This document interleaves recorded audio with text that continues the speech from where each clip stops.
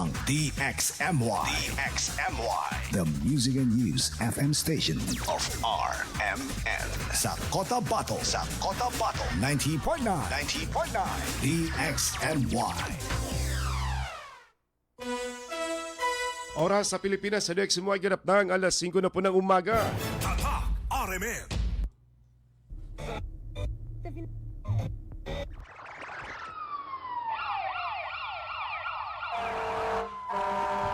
Kaganapan sa magdamag, inyo nang malalaman mula sa RMN News Center. Ito ang unang radyo, unang balita. Kinalap mula sa iba't ibang panig ng lungsod at bansa. Detalyado, walang itinatago. Ang numero unong pinapakinggan namin umaumaga sa bahay. Unang radyo, unang balita. Ang mga boses na kwentuhan namin mga tsuper. At tindera sa palengke. Unang radyo, unang balita. Ang programang gigising sa diwa ng bawat pamilyang Pilipino. Unang radyo, unang balita. Tatak RMN, radyo mo nationwide. Sa pong magandang umaga mga kasama, mga karadyoman, welcome sa programa Unang Radyo ng Balita. Ngayong araw po ng Miyerkules mga kasama, ngayon po ay 15 na po sa buwan po ng July 2026. Kumusta mga ka-idol? Kami po ay umaasa na nasa mais kayong kalagayan at malusog na pangangatuan. Malayo sa anumang karamdaman, samahan niyo po kami hanggang alas 6 sa paghahatid po ng mga balitang nakalap ng inyo pong radyoman. Ating partner this morning si Radyoman Chief Tech Alvin Castillon at si Radyoman Eric Ricardo Madamba Jr. Ito po yung Radyoman Michael Swan. Unang-una sa lahat, headlines. Radio technician patay sa panibagong kaso ng pamamaril na naitala kahapon na sa bayan po ng Sultan Kudarat. Unang-una sa lahat, headlines. City PNP pinarangalan ang pulis at ang mga tropa ng pamalaan na nakahuli dito sa isang suspect sa pamamaril sa Poblacion 5. Una sa lahat, headlines. City PNP humingi ng tulong sa sangguniang panglungsod para mag-request ng karagdagang police personnel dito sa lungsod.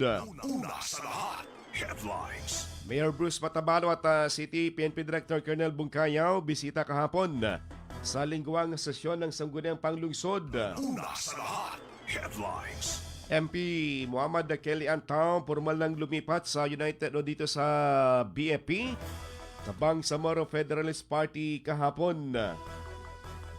Unang-una sa lahat, headlines. Congresswoman Biden Paul Masdura tuloy-tuloy sa pamahagi ng tulong sa mga naapektuhan ng bagyong Inday. This time sa bahagi po ng Iranon area dito sa Datubla. Una sa lahat, headlines. Ama ng tahanan arestado sa checkpoint sa Maguindanao del Sur, bala, magasin, granada at shabu na samsam. Una sa lahat, headlines. Donation drive para sa mga nasalanta ng bagyong Inday inilunsad dito sa Jamiat, Cotabato. Una sa lahat, headlines. North Cotabato dineklarang bird flu free ayon na sa Department of Agriculture. Una sa lahat, headlines. Samantala, Super Health Center formal lang binuksan kahapon sa bayan po ng Kabuntalan sa Barangay Gambar. Una sa lahat, headlines. 10 mga kulasisi na sagip mula sa illegal na pagbebenta sa North Cotabato. Una sa lahat, headlines. Balitang national, day 5 ng impeachment trial kahapon ni BP Sara. Panangtahanan sumalang pa rin sa witness stand ang attorney na si ng NBI. Unang-una sa lahat, headlines. Halaga ng pinsala sa sektor ng agrikultura ng nagdaang bagyong si Inday nasa 12.5 million pesos. Una sa lahat, headlines. Balita naman na sa iba yung dagat na mayigit sa 200,000 katao sa China. Apektado ng bagyong si Bawi. Una sa lahat, headlines. Kinig na ng radyo! Kinig na ng radyo! Para una ka, eto na! Lahat ng kailangan mong malamang balita, Impormasyon, reaksyon, aksyon, umaumaga. nakakarga na sa Unang radyo, unang balita.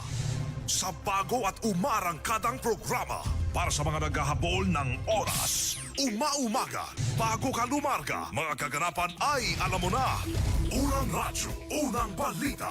Dito lamang yan sa DXMY RMN Cotabato. Unang radyo, unang balita. Isa na namang produktong Tatak RMN. Radyo mo. Nationwide. Muli isang magandang umaga mga kasama, mga karadyoman, welcome sa ating programang Unang Radyo ng Balita. Ngayong payday Wednesday mga kasama, ngayon po ay araw na ina ng laging saklolo. Napakabilis ng panahon, parang kailan lang pumasok yung July, nasa kalagitnaan na po tayo. At bukas, umpisa na po ng Comelec Ganban dahil nga po dito sa eleksyon. May kaugnayan po dito sa first parliamentary election. Good morning sa 37 barangay na nakatutok po sa atin sa 90.9 FM. Siyempre pa sa ating mga Facebook page sa viewer, huwag kalimutan na i-follow at i-like at i-share yung ating balitaan para kayo pa-updated sa mga kaganapan dito sa lungsod at sa BARM at sa ating iba pang kapuluan. Good morning sa mga driver na sweet lover. Gahing awang super, village super sa mga tricycle driver sa downtown area. Good morning po sa inyo kay Beth Swagabla. Good morning sa Chris Lambil sa RH6. Sa Barangay Pag-asa kay Sahara Ganoy Oto. Good morning kay Evelyn Pontanilla. Kay Jeffrey Salvador. Good morning at kay June Casan. Kay Simbay Adam. Kay Henry Unlayaw. Sa Digos at kay John Pios sa Jefferson. Good morning po sa inyo. Dumako tayo sa detalye po nating balita mga kasama. Malungkot na balita dahil kahapon isang kaso po ng pamamaril ang naganap dyan sa National Highway po ng Sultan Kudarat sa Maguindanao del Norte. Partikular sa bahagi po ng Barangay Limbo sa Sultan Kudarat kung saan isang radio technician ang patay matapos na barilin habang sakay ng kanyang single motorcycle na CRF 300. Sa report ng Sultan Kudarat PNP, kinalalang biktima na si Dennis Pido, 56 anyos na residente sa North Cotabato. Tambayanan yung karagdagang detalye sa naturang insidente sa report ni Radyoman Datwebs Abang at report ni Radyoman Maestro sa naturang insidente na malungkot na balita. Unang radyo, unang balita. Kahapon naman dito sa lingwang sesyon ng 52nd regular session ng 18th Sangguniang Panglungsod, dumalo kahapon si Cotabato City Mayor Bruce Matabalaw at ating City PNP Director si Police Colonel Jebin Bungkayaw na kung saan ay kanila pong binigyan ng parangal ang pulis na nakahuli dito sa suspect sa pamamaril sa bahagi po ng Joselim Senior Street at pagkapatay ng isa at pagkasugat naman ng dalawa.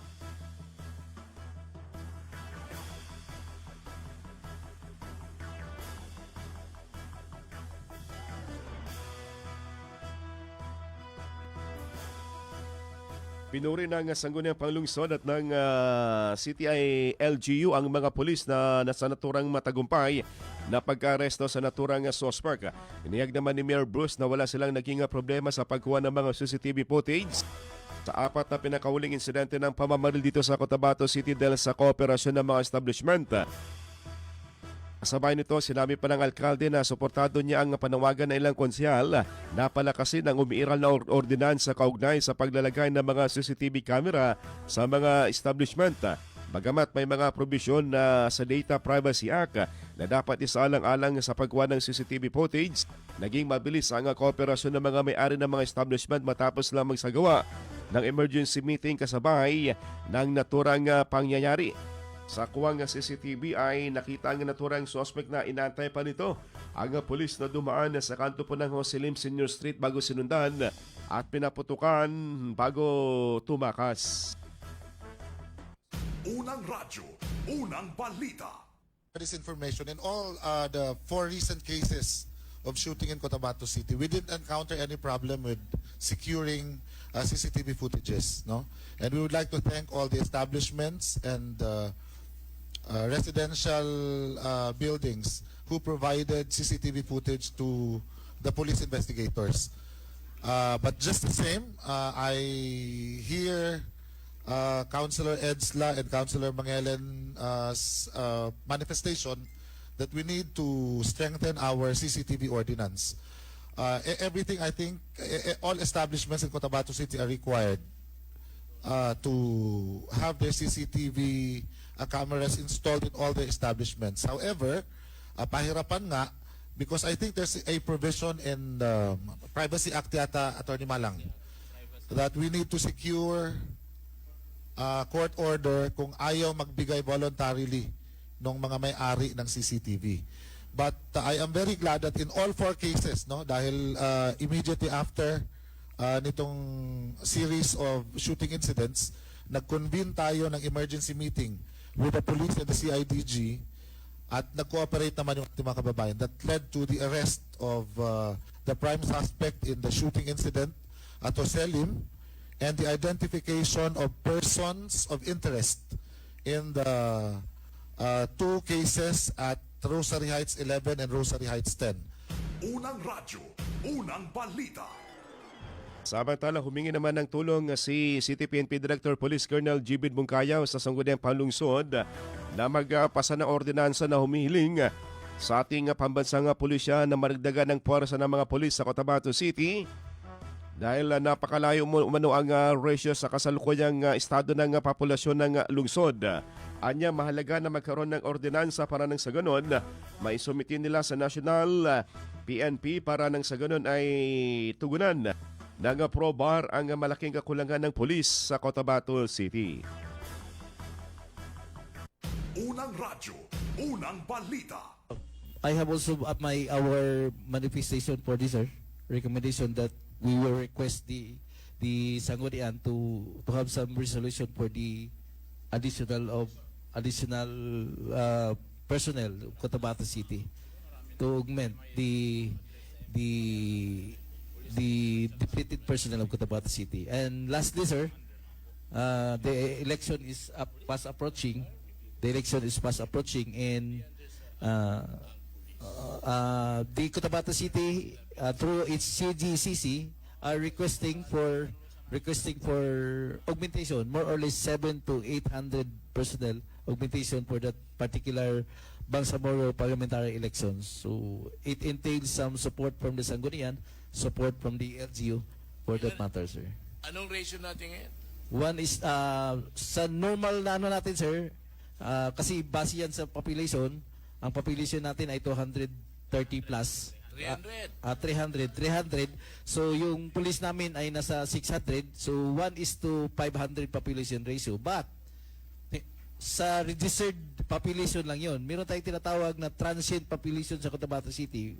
What we say transient population, yun yung mga tao na dito nag-aral sa Cotabato, dito nagtatrabaho, dito nag-work, dito nagbi-business, na taga ibang lugar at dito magpang-abot sa Cotabato City. Kung isali po natin yun, sir, ang police to population ratio ay 1:1,500. Unang radyo, unang balita. Iniyag naman kahapon ni Mayor Bruce Matabalaw sa naturang sesyon sa PNP na dapat madaliin ang pag-file ng kaso laban dito sa mga suspect sa mga insidente ng pamamaril sa Cotabato City nang sa ganon ay mabilis pong makuha ang hustisya ng mga biktima. Unang radyo, unang balita. And the honorable members of this council, halos lahat naman case closed. We are just waiting for the proper time to file the appropriate cases in court. But I have strictly directed our city police director to do it as swiftly as they can. I've in fact given them 1 week to file cases against the suspects.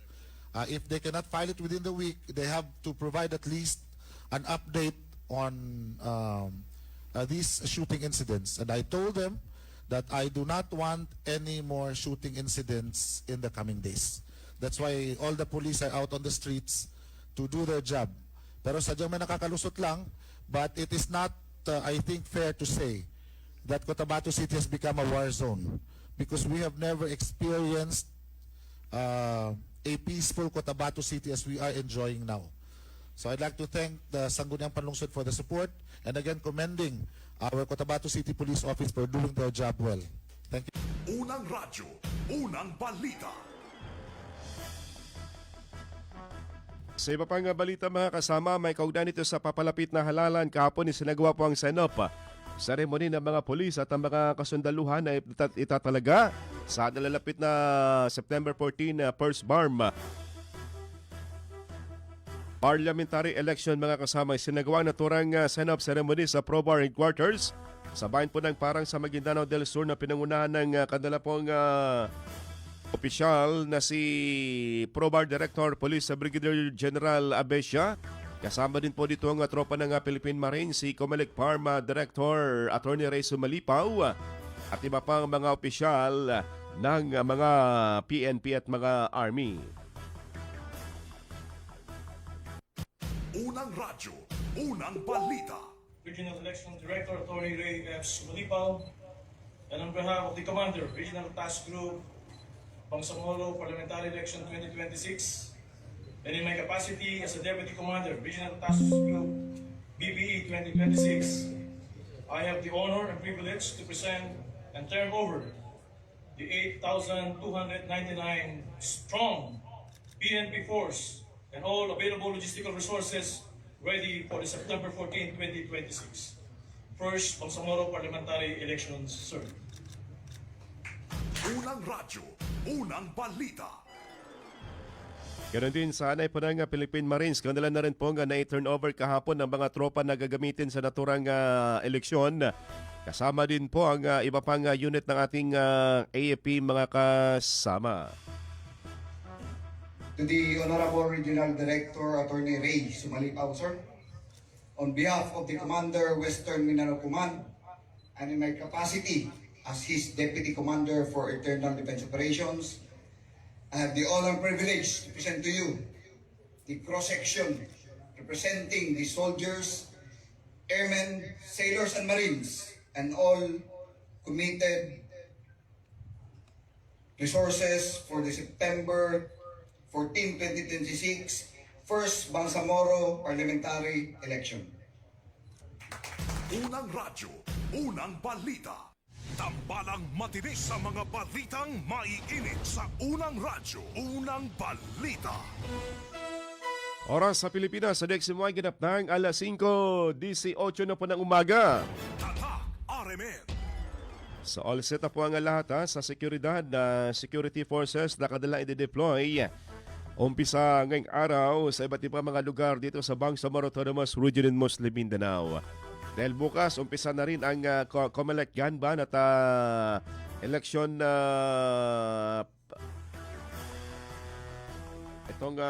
election.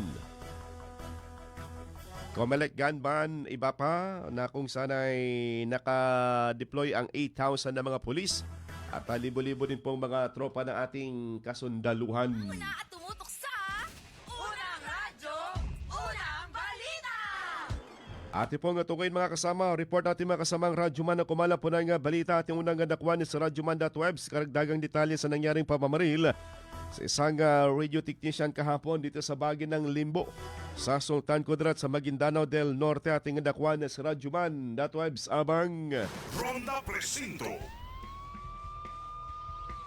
Pinagbabaril ang isang lalaking radio broadcaster technician na naganap alas 3:50 kahapon ng hapon sa bahagi ng Cotabato Davao National Highway, Barangay Limbo, Sultan Kudarat, Maguindanao del Norte. Sa ulat mula sa SKMPS, ang biktima ay kinilalang si Dennis Pido, 56 anyos, residente ng Pigkawayan sa North Cotabato. Ayon sa investigasyon ng otoridad, binabaybay noon ang biktima ang nasabing lugar sa kanyang Honda CRF 300 motorcycle na may plakang 880 MTI na biglang sumulpot ang gunman sabay na pinaputukan.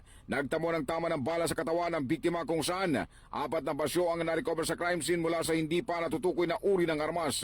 Nagpapatuloy pa ang investigasyon ng Sultan Kudarat MPS para matukoy ang motibo at nasa likod ng nasabing pamamaril. Kasama mo sa DXMY 90.9 RMN Cotabato, Radyo Manebs, abang tatak RMN. Unang radyo, unang balita. Salamat na Web sa balitang yan. Samantala,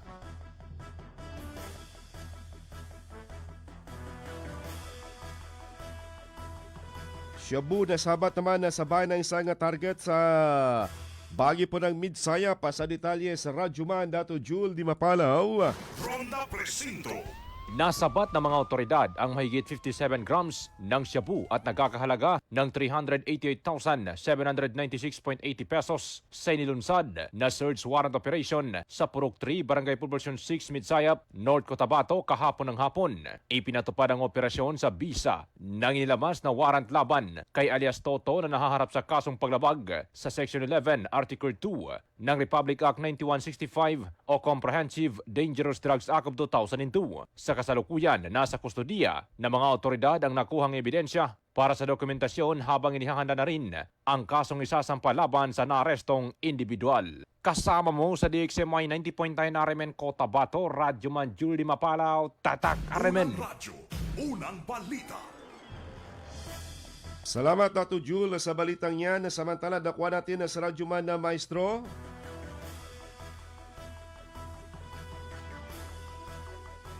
Kalating milyong pisong natanggap ng mga pamilya ng sundalong biktima ng lindol. Ating dakwan sa detalye sa Radyoman Maestro Rahiban Saw. DXMY. Tatak RMN Umabot Report. ng higit kalahating milyong pisong calamity cash assistance ang ipinamahagi kahapon sa 30 sundalong kasapi ng 601st Infantry Unifier Brigade na naapektuhan ng magnitude 7.8 na lindol noong Hunyo 8 taong kasalukuyan. Pinangunahan mismo ni Brigadier General Edgar Cato ang pamahagi ng tulong mula sa voluntaryong kontribusyon na Unifier Foundation ng 601st Brigade, 90 Infantry Battalion, 1st Mechanized Infantry Battalion, 34th Infantry Battalion at 38th Infantry Battalion na. Ayon kay Brigadier General Cato, ang pagtutulungan at malasakit sa kapwa sundalo ay sumasalamin sa pagkakaisa ng Unified Troops. Pinasalamatan din ni Brigadier General Jose Vladimir Cagara, Commander ng Joint Task Force Central at 6th Infantry Campilan Division ang lahat ng nakiisa sa inisyatiba at ginit ang kapakanan ng mga sundalo at kanilang pamilya ay nanatiling prioridad habang patuloy silang naglilingkod sa bayan. Ang naturang programa ay nagpakita ng diwa ng malasakit, bayanihan at serbisyo at service above sale sa hanay ng kasundaluhan. Kasama mo sa DXMY 90.9 Radyoman Maestro Rahiban sa Tatak RMN. Unang balita. Salamat Maestro sa balitang yan. Samantala, dakwa natin sa Radyoman Daisy. 1 billion revolving fund na isinusulong sa BARM para masiguro ang napapanahong HADS operation. Sa detalye, si Radyoman Daisy Mangod. DXMY.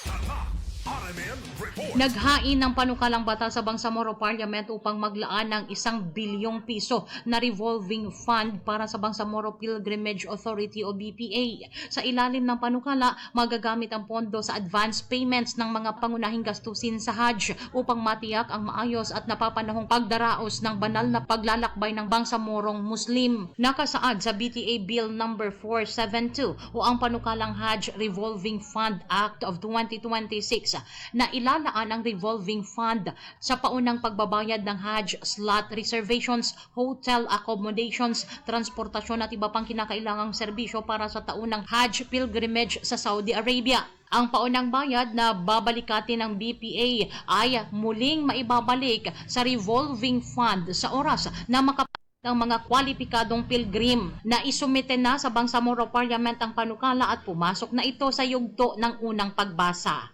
Kasama mo sa DXMY 90.9 Radyoman Daisy Mangud, Tatak RMN. Unang radyo, unang balita. Salamat Radyoman Daisy. Good morning sa mga nakatutok pa rin po sa atin kay Bayan Makul Sumitimbang Waya, kay Dato Tong Waya ng Purok Bayalabit sa Dato Malabaran, kay Dato Tin Kalon. Good morning, pa-shoutout ng kapan si ama ko, mana si Ama Ugko Kalon. Kay Elmer Bong Angeles, good morning Cotabateños, kay Kuya Rael Cordero, Jerry Di Maano, Berhel Pascual, Jomari Abrera, kay J. Abdila, Masek J. Abdila at kay Vice Mayor Joer Madag. Kay Sir Taha Enoch, good morning sir. Watching while drinking coffee with calamansi. Masarap yan sir na may kasamang calamansi para umok yung ating boses.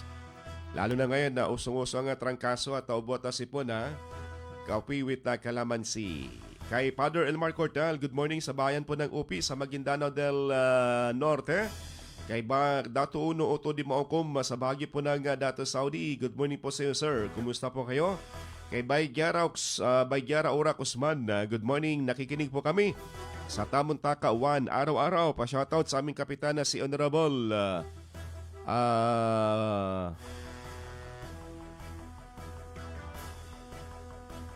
Kapa Ahmad Urak, nakikinig sila sa kanilang compound dito sa bahagi ng Tamuntaka 1. Sa ka-driver vlogger, good morning from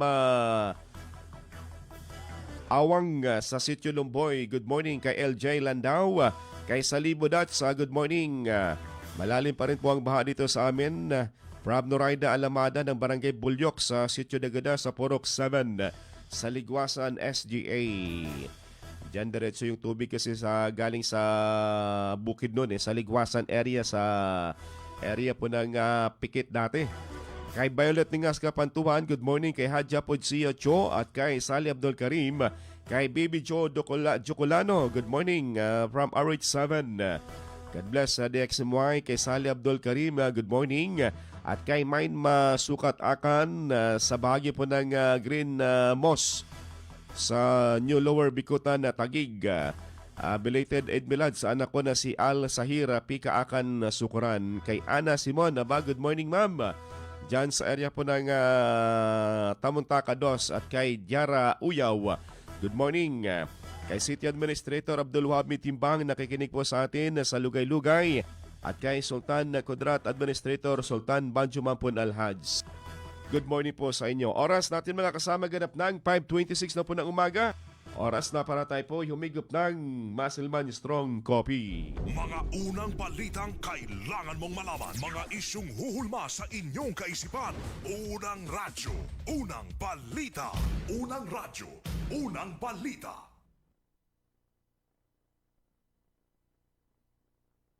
That time check is brought to you by Centrum Silver Advance. May nutrients adjusted for age 50 plus. Tulong para malakas ang resistensya, healthy heart, and sharp memory. The #1 multivitamins for age 50 plus. This time check is brought to you by Kidney Care. Likayi ang dialysis o ubang problema sa kidney. Mag-Kidney Care. This time check is brought to you by ang kilala mong Alaxan, extra galing na. Up to 3 times faster versus Alaxan FR. New Alaxan Extra. This time check is brought to you by iBerry Gold. Mas daghan ang lutin, mas epektibo, mas klaro. This time check is brought to you by Nescafe Classic. Mag-Nescafe Classic araw-araw. 100% puro at natural. Pinakamasarap na black coffee.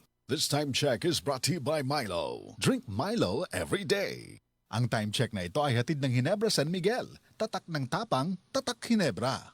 This time check is brought to you by MX3. Dito ako believe. Magkaiba man tayo ng karanasan, pareho naman ang gusto natin bilang Bangsamoro. Kapayapaan! Trabaho at oportunidad. Mas magandang kinabukasan! Kapag magsama-sama ang iba't ibang boses, mas lumalawak ang pag-unawa at pagtutulungan. Kaya ang Bangsamoro Federalist Party ay binubuo ng mga dating revolusyonaryo, mga lingkod bayan at ng iba't ibang sektor ng lipunan. Dahil sa pag-angat ng Bangsamoro, dapat lahat kasali. Bangsamoro Federalist Party. BFP for Bangsamoro. Para sa Bangsamoro.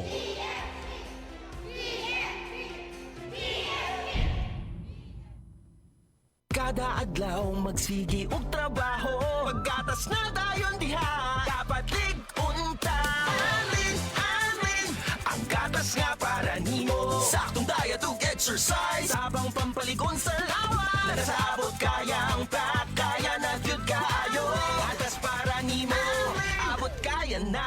Palit na og Anlin, karon available sa Abot Kaya Pack para sa kaligon sa Anlin na nasa 12 pesos SRP ra. Barato na kaayo. Tatag ng Anlin, abot kaya na. Araw-araw, MX3 para MX-Traordinary. With alpha, beta, gamma, nasang kapito. Tunay, original at natural na suplemento. With MX3, so coffee and tea.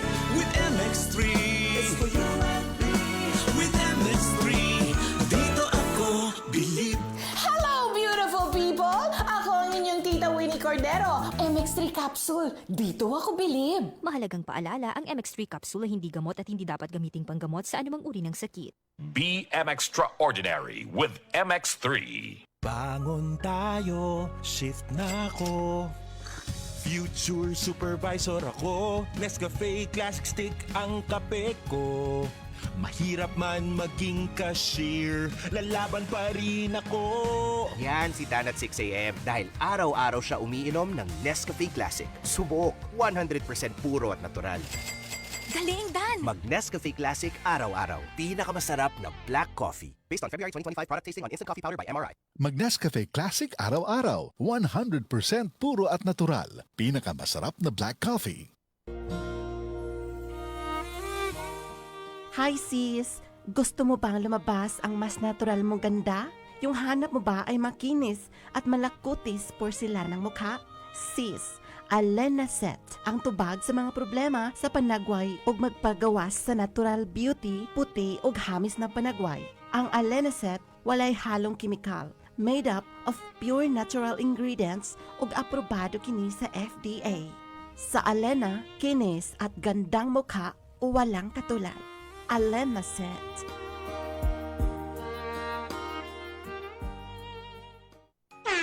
Ahoy! Kidney Care time! Perhesyo ning magpa-dialysis gasto kaayo. Maayo na lang niya ang Kidney Care. Brad, unsay imong nasinati sa Kidney Care?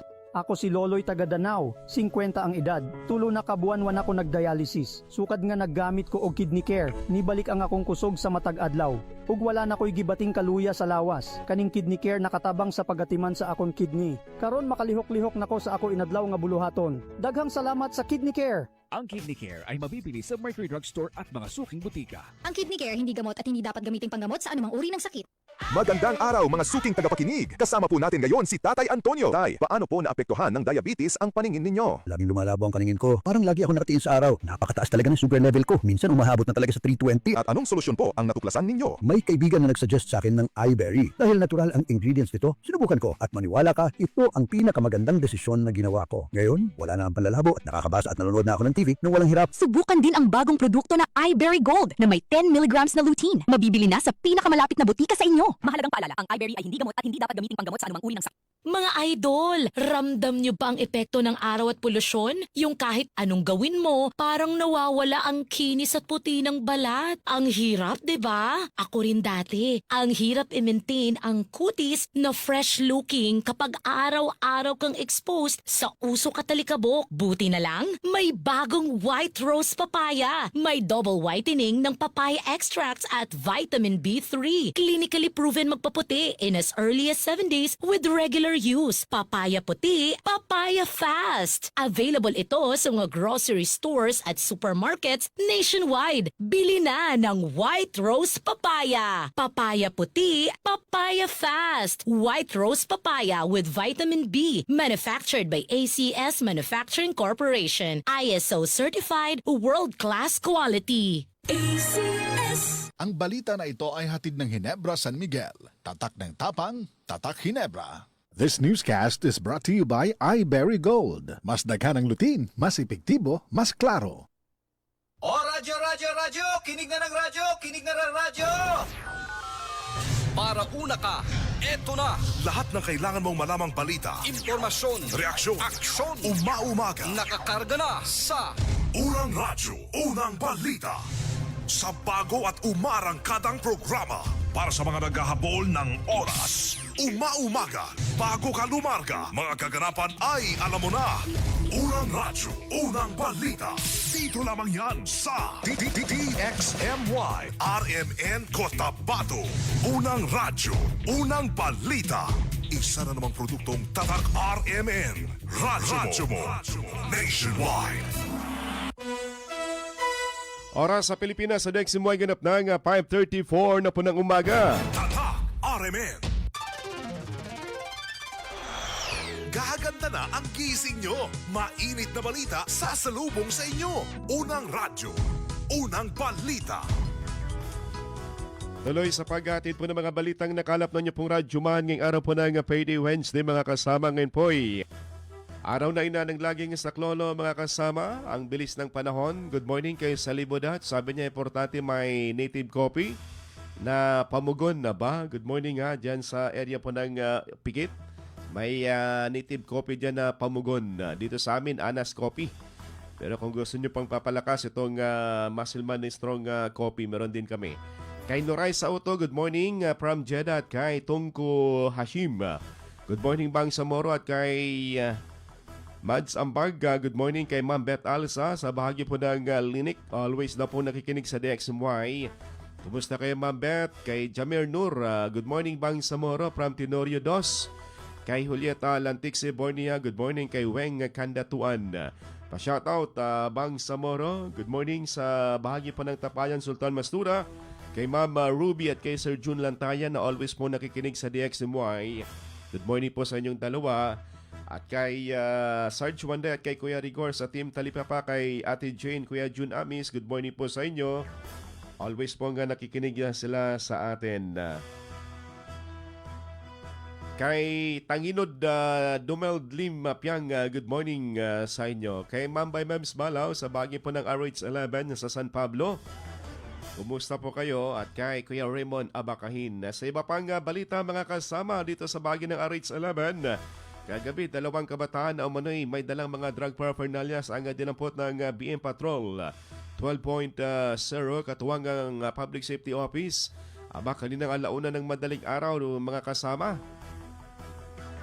Dito sa bahagi po ng poblasyon na sa Isa, Cotabato City. At yung dalawa ay kagad namang na-turnover sa police station ni RH11 Kagawad Jama Sanday na kung sana ay kahinainala ang kanilang ikinikilos kung kaya't sila po ay dinampot. Unang radyo, unang balita. Meron tayong naabutan sa kalsada, nangangalakal ng basura. Ngayon napansin natin na minor de edad yung isa, nilapitan po ng ating mga kasamahan na BM Patrol volunteers. At ang ito ay may dala sa presinto, nalaman natin na meron silang dala-dalang mga drug paraphernalias. Bali yung isa is hindi na minor, yung isa po yung... So yun yung dahilan kaya tinurnover dito sa police station 1? Opo. Mga anong oras pa sila na tiyempuan na Sir Kagawad? Mga alauna na po. Okay. So madaling araw na, nasa Madaling labas pa rin. araw po. Pero yun yung trabaho nila Sir Kagawad, nangangalkal ng basura. Nangangalkal ng basura, tapos yun yung pinambibili nila. So ano yung mga naging dahilan nila nung ayun na nga, bistuan na? Nung nagkabistuan na, hindi na sila makapag-deny kasi nakita dun sa dinadala nilang parang cellophane na yung kanilang drug paraphernalias. Okay. So bukod doon, Sir Kagawad, meron pa ba silang dala-dalang mga illegal na droga? Wala na? Wala naman po, pero yung parang yung illegal na droga nasa yung parang ano pang tawag yun, parang device nila. So ito yung plano ngayon. Unang radyo, unang balita.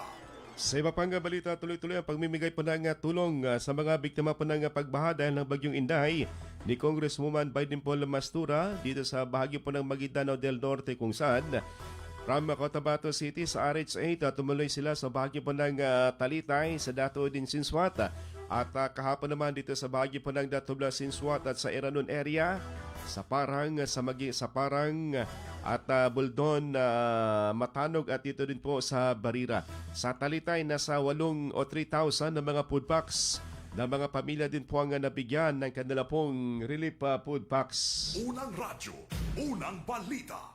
Municipality of Talitay. So actually, after nito, pupunta naman ako sa bayan ng Dato din Sinswat. Galing ako sa Cotabato City. So ito yung pinakaunang munisipyo sa Maguindanao del Norte na pinuntahan ko.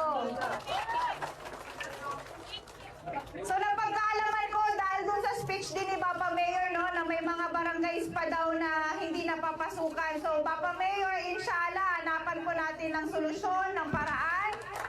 But I think, ayun, gusto ko sana tawagan yung aking staff dahil parang meron po kaming available na fishing boat na baka makatulong po dito sa Municipality of Talitay. So inshallah, saan yung staff ko dito?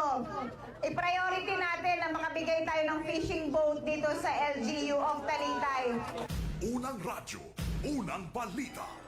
Samantala sa ibang balita mga kasama, kahapon ay formal na rin po na i-turnover ang Super Health Center ng Barangay Gambar sa bayan po ng Mother Kabuntalan dito sa bahagi po ng Maguindanao del Norte na kung saan ang naturang turnover ay pinangunahan po ni Interim Chief Minister Abdurrahman Pasami Gambar makakuha. Kasama din po yung ating partner sa Doc na si Health Minister Dr. Cadel Jojo Sinulinding, si Doc Aripa Bagindali, ang Provincial Health Unit ng Maguindanao at iba pang mga opisyalis ng Bangsamoro Region. Ang pagbubukas ng bagong Super Health Center ay pinangunahan o malaking tulong po ito para sa mga residente dyan sa area po ng Kabuntalan na mailapit sa kanila ang serbisyong pangkalusugan. Ang pagsasakatuparan ng nasabing pasilidad ay isa lamang sa mahalagang hakbang ng pangako ng BARM government sa pamumuno ni Chief Minister Abdurrahman Pasami Gambar makakuha na gawing mas madaling ma-access ng bawat komunidad sa Bangsamoro ang dekalidad na serbisyong pangkalusugan.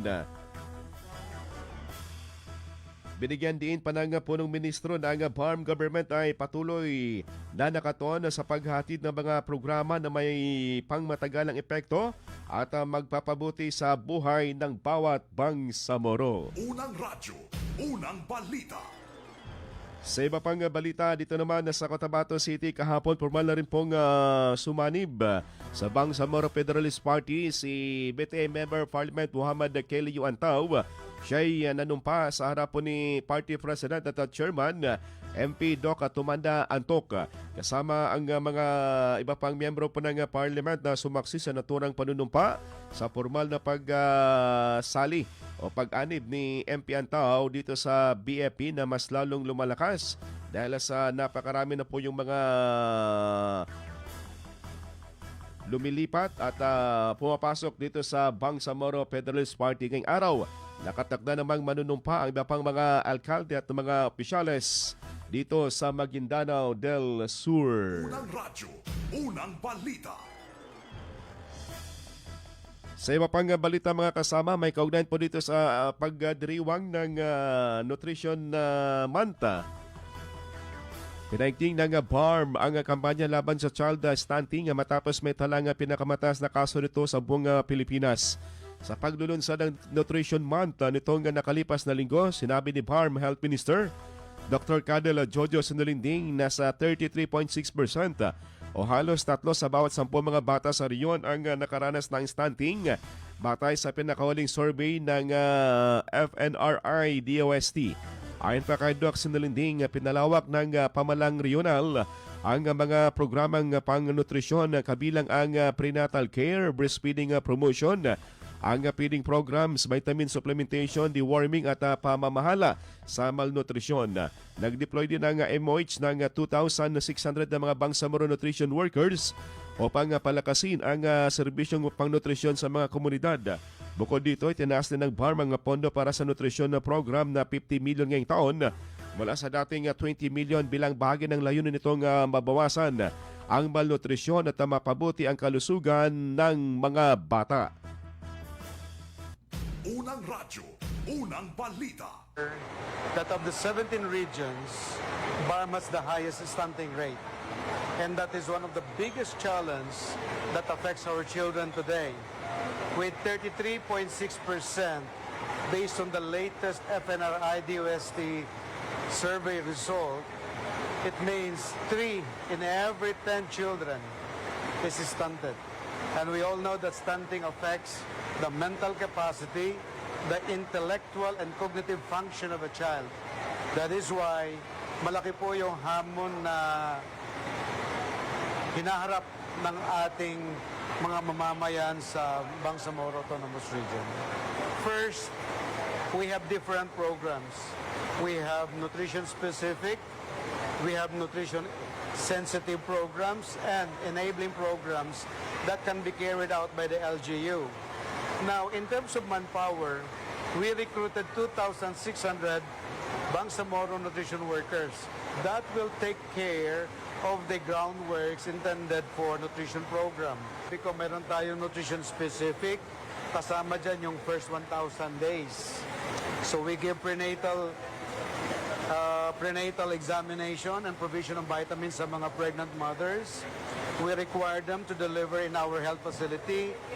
We really encourage mothers to do exclusive breastfeeding. And then the complementary feeding should be appropriate doon sa edad ng ating mga anak. Aside from that, marami tayong mga interventions like management of malnutrition, yung pagbibigay ng mga vitamins sa supplementation sa kanila, yung ating deworming, school-based feeding. Lahat po nito ay nakakatulong para sa ating sa ating mga kabataan. Nutrition celebration should not be celebrated monthly.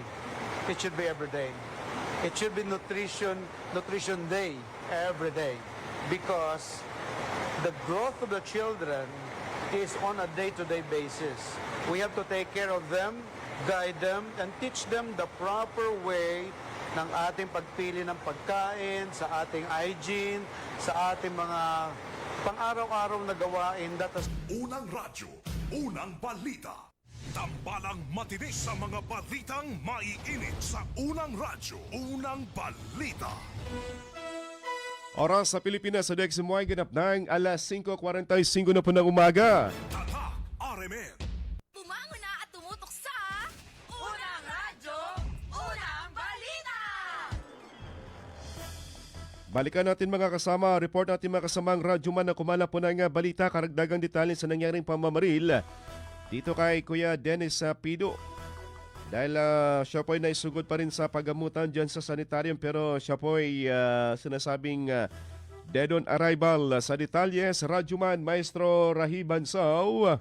Ronda Presinto. Dead on arrival sa pagamutan ng isang radio technician mula sa Cotabato City matapos sa pagbabarilin ng hindi nagkilalang salarin sa cruising pinaring sakop ng Barangay Limbo sa bayan ng Sultan de Kudarat sa Maguindanao del Norte bandang alas 3:55 ng hapon kahapon. Kinilala ang naturang biktima na si Dennis de Borbor Pido, 56 anyos, isang radio technician at residente ng Sinsuat Avenue sa Cotabato City. Ayon sa kaanak ng biktima sa pagamutan, sakay umano si Pido ng kanyang Honda CRF 300 motorcycle habang binabagtas nito ang kahabaan ng National Highway. Pagsabi nito sa lugar ay bigla na lang itong dinikita ng riding in tandem criminal sabay na pinagbabaril. Dahilan upang magtamo ito ng tama ng bala sa katawan. Agad naman na isugod ng unang responde sa pinakamalapit na bahay pagamutan. Gayunman ay diniklara siyang dead on arrival ng mga attending physician. Kasama mo sa DXMY 90.9, Radyoman Maestro Rahi Ban sa Tatak RMN. Unang radyo, unang balita.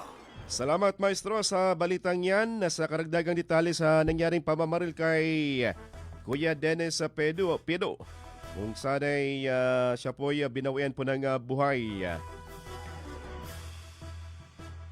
Kondolensa sa pamilya ni Kuya Dennis Pido dyan sa bahagi ng North Cotabato.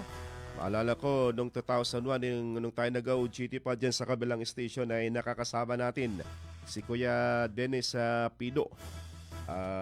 Technician dyan sa isang stasyon sa town area. Samantala sa iba pang mga balita mga kasama, mga sakaan sa barangay Bungad na wasak sa pag-apaw po ng tubig dulot ng bagyong si Inday. Ating dakwan sa detalye sa Radyoman.webs abang DXMY. Tatak RMN Report. Nananawagan ng tulong ang mga magsasaka sa lokal na pamahalaan ng D-West dahil sa ilang araw ng patuloy na pag-apaw ng tubig ilog na sumisira sa mga pananim sa barangay Bungad, Dato din Sinsuat ng Maguindanao del Norte. Ayon sa isang magsasaka na nagbahagi ng video, halos buong sakahan sa barangay Bungad ang apektado sa pag-apaw ng tubig kung saan napeperwisyo ng mga ito at nasasayang ang kanilang mga pananim. Nais nila na sana'y heavy equipment ng lokal na pamahalaan ng kakalkal sa daluyan ng tubig upang hindi tutuluyang malubog ang kanilang mga sakahan na napakalaga para sa mga ito. Nananawagan din ang mga residente ng barangay Bungad sa Provincial Government ng Maguindanao del Norte at Farm Government na maaksyonan ang kanilang hinaing. Bungad ang apektado. Mga mayor, vice mayor, ang tao kasi congressman, found din sa barn. Matabangan yung civilian, kasanan niya. Ayaw katamanan. Kasi may awas sa daritanan niya. Na namababor ng get. Ang mo niya braperin sa tapar. Kasama mo sa DXMY 90.9 RMN Cotabato, Radyoman Ebs abang Tatak RMN. Unang radyo, unang balita. Salamat Datwive sa balitang yan. Samantala balikan natin sa Radyoman.Jol sa kanyang report. 10 bayan sa SGA at Maguindanao del Sur lumawak sa babae God sa Midsayap. Sa detalye sa Radyoman.Jol di Mapalaw. DXMY. Tatak RMN Report. 10 mga bayan na kinabibilangan ng walong bagong tatag ng mga munisipalidad sa Special Geographic Area ng BARM kasama ang mga bayan ng Pagalungan at Dato Montawal sa Maguindanao del Sur. Ang lumahok sa Babae Gender and Development Forum kahapon sa bayan ng Midsayap sa North Cotabato. Sa panayam, sinabi ni United Nations Population Fund o UNFPA Cotabato Sub-Office Head Romina Santa Clara na ito ay upang palakasin umano ang gender and development sa mga kababaihan mula sa mga nasabing bayan. Ang pagtitipon na ito ay isang parte ng pagsasama-sama ng lahat ng mga LGUs dito sa SGA, 2 munisipyo ng Maguindanao na nag-aral magmula noong 1 taon tungkol sa gender and development, kasama ang UNFPA at ang Bangsamoro Regional Government, tumulong sa pagsasanay ng iba-ibang miyembro ng LGU para matupad ang nire-require ng batas natin tungkol sa gender and development budget. Planning ito na ginawa ng mga local government units kasama ang pagkukonsulta sa mga iba-ibang komunidad ng lahat ng munisipyo na nandito, at narinig niyo na halos lagpas ng 21 million ang nakumit ng 10 munisipyo. Ipinaliwanag naman ni Consortium of Bangsamoro Civil Society Organization Project Manager Jeanette Actub ang taunang pagpapatakbo sa nabanggit na programa. May mga iba pang aktibidad anya para sa kababaihan sa BARM na sinusuportahan din ng mga foreign country na malaking pakinabang naman para sa lahat. CBCS is one of the implementing partner. Agency talaga dito is the United Nations Population Fund. Sila yung lead agency for the Babae Project. So the Babae Project stands for Babaeng Bangsamoro, arkitekto ng Atehemplo ng Pagbabago. So this is funded by the government of Japan. So it focused here sa Bangsamoro, no? Obviously because of the title, no? Si UNFPA, meron siyang kinuhang mga implementing partners, mga CSPs, because United Nations Agency cannot implement it alone. Meron siyang 4 na implementing partners, so that's Plan International and Non-Violent Peace Force. Kasama mo sa DXMY 90.9 RMN Cotabato, Radyoman Julie Mapalaw, Tatak RMN. Unang radyo, unang balita. Salamat na to Jul sa balitang yan. Balikan natin na sa Radyo Mandesi sa kanyang report mga kasama. Sikmel Sarmiento ng OFAPRO nagpayag ng pagpupugay sa pamumuno katatagan ng LGU sa BARM. Sa detalye sa Radyo Mandesi Mangod. DXMY. Nagpahayag ng pagkilala ang Office of the Presidential Advisor on Peace, Reconciliation and Unity o OPAPRO sa ipinakitang pamumuno, katatagan at dedikasyon ng mga lokal na pamahalaan sa Bangsamoro Autonomous Region sa gitna ng mga hamong idinulot ng Super Typhoon Inday at ng Enhanced Southwest Monsoon. Ayon sa OPAPRO, nakapagbibigay inspirasyon ang ipinakitang tibay ng BARM sa gitna ng mga kalamidad.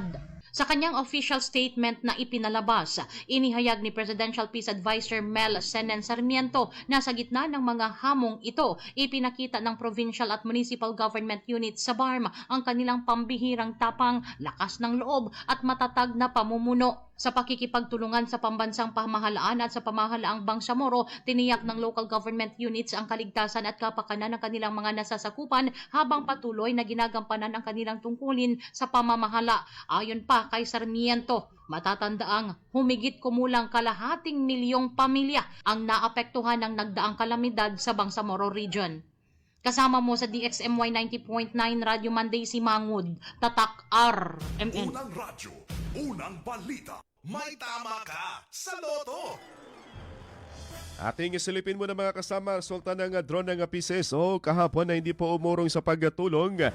Alas 2:03 lumabas 134, samantalang 5 PM naman 598.